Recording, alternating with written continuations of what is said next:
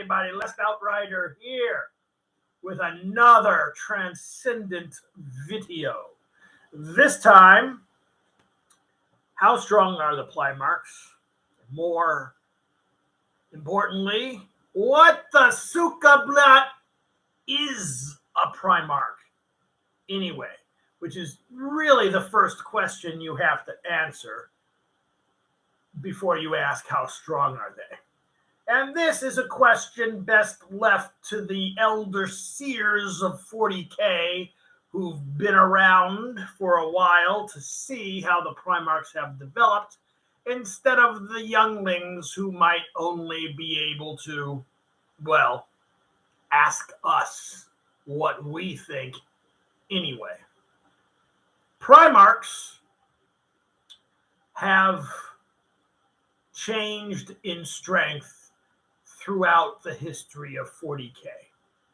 Now, to go to the extreme end of the scale, there was a time, and before Primarchs existed, let's remember, in Rogue Trader and second edition, there were no Primarchs. Primarchs came out in third edition. So, that's thing one. When they came out in third edition, what were they? You know, at that point in time in 40K, there were only 6 Inquisitors in the entire galaxy. Yeah, that was the Inquisition.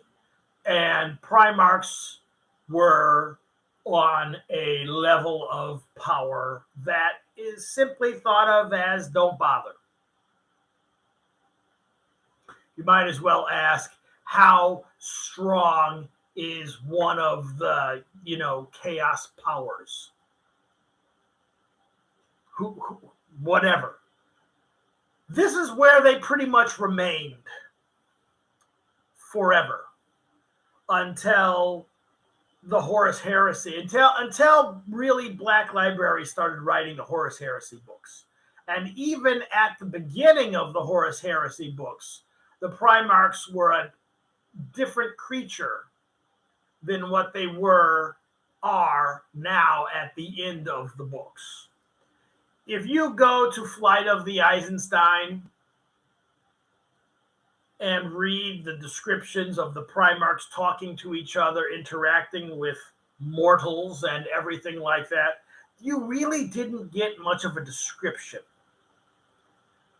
Because at that point, they were still at a power level that is so high above everything around them that there was no point to even bother describing them fighting. It was just a blur and done.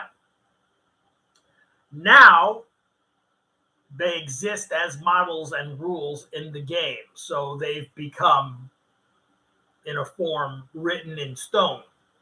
So we know, literally, in the game, how to compare one Primarch to another. Now, this goes on to the next question that I was saying. What in the Sukablat is a Primarch? My personal opinion, and one that is generally then accepted by many, is that Primarchs are the Emperor's equivalent of greater demons. If that's the case, and that Primarchs are then encased in a mortal body that has been created to house them, in the same way that greater demons exist, or demon princes exist in the material world in the first place. So think about that as a Primarch is more like a symbiotic being. You have the Primarch's body crafted by the Emperor, and then you have the Primarch's warp entity. And these two things are separate. The warp entity then possesses the physical body that was handcrafted for it by the emperor, and you put those two things together, you have a Primarch. Most people with less sophisticated thinking just look at it as one thing. But if you read the books, Primarchs very clearly exist in the warp by themselves as a warp entity. They can exist without their body in the warp. So, again, this goes back to saying that they're basically a greater demon given a body to exist in the physical realm. With this being the case, a Primarch's strength, from that standpoint, is a manifestation more of its psychic ability than of muscle mass, right? You know, I mean, are you seriously going to sit there and say, well, there's a certain amount of muscle mass in this Primarch's arm versus that Primarch's arm, and that's going to be what determines their strength and speed and endurance? No, it's absurd. They are obviously psychic creatures, and therefore their power, in comparison on different levels, is a manifestation of their psychic ability. And their psychic ability is tuned to what their role as a Primarch was supposed to be.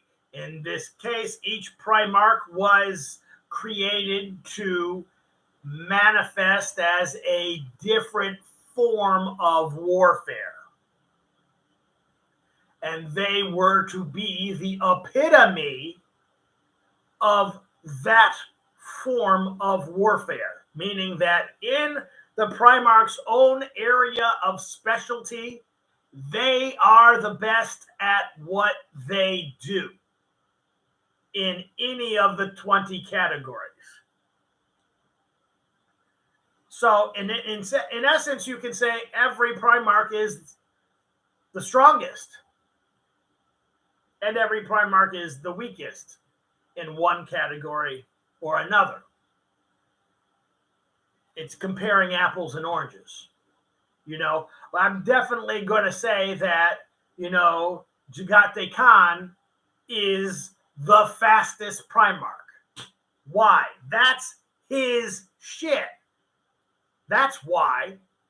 That's what he's created to do. So is that because his body and his neurons and the cellular structure allow him to physically be faster? No. That's because his psychic manifestation allows him to move the fastest. That's his psychic attunement. Okay? Mortorian is sitting around breathing in poisons that will destroy the body of other Primarchs. Why? Well, I just said why. You know what I mean? That's the answer to that question. They are psychic entities. It depends on what their area of strength is. Their real strength doesn't come from their physical shells that was created to house them. It comes from the psychic manifestation, the psychic entity that they exist as. Oh, and if you really want another example of this, Magnus walks around as a psychic in his psychic form all the time. There was one book where he sent the remnant of his 1,000 sons to attack the Fang, and he created another physical form for himself for that battle. So, yes, again, throughout the lore and the books and everything, Primarchs exist as both a psychic entity and a physical entity, just like every other warp entity. They possess a body to exist. It's obvious to those of us who've been around long enough to see this. So until next time, bye-bye.